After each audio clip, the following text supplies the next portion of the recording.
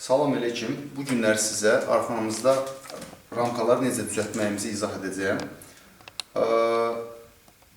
Deməli, əvvəllər arxanada ramkanı sadə üsulla, yəni mismarla yığırdım və gördüm ki, vaxt çox gedir.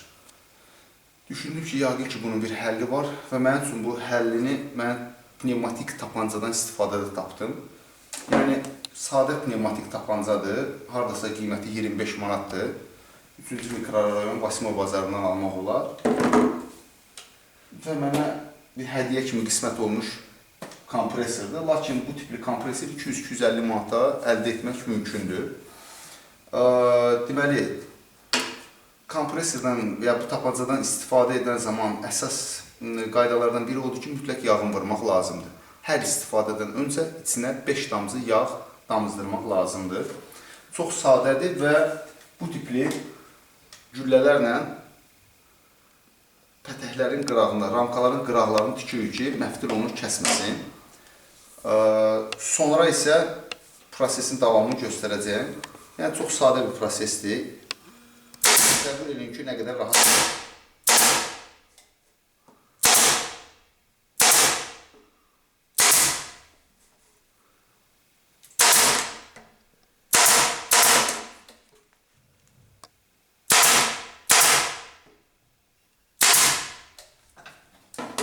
Yəni, bu formada sürətlə böyrəni tikdikdən sonra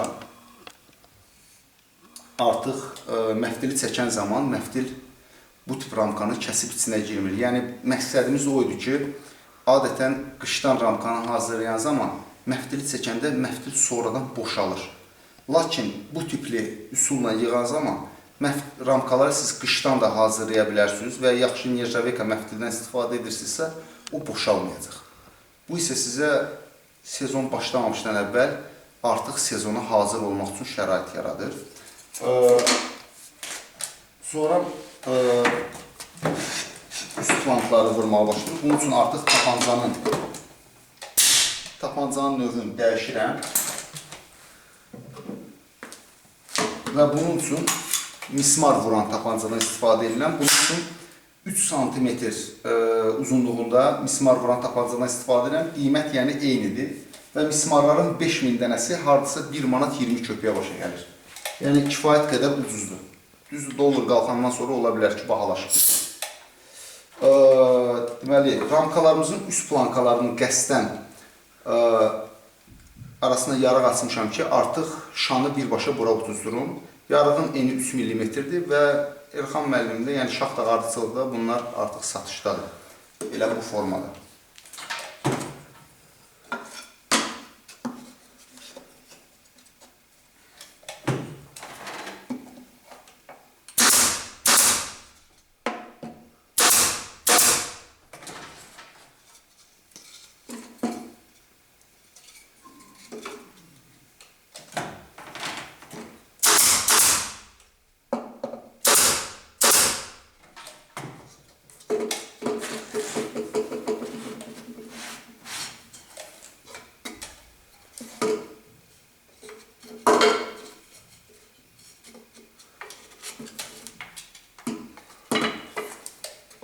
Gələcəkdə bu işi bir balaca da optimallaşdırmaq istəyirəm.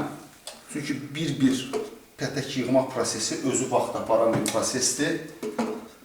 İnternetdə kifayət qədər bu barədə videolar var. Yəni, bir dəfəmə 10, 15, 20 ramka yığılması və bunların hamısı mütləq bir element var ki, orada, o da bu pnevmatik tapancadır. Yəni, bu mənim üçün ilk yoldur. İlk addımdır bu işdə.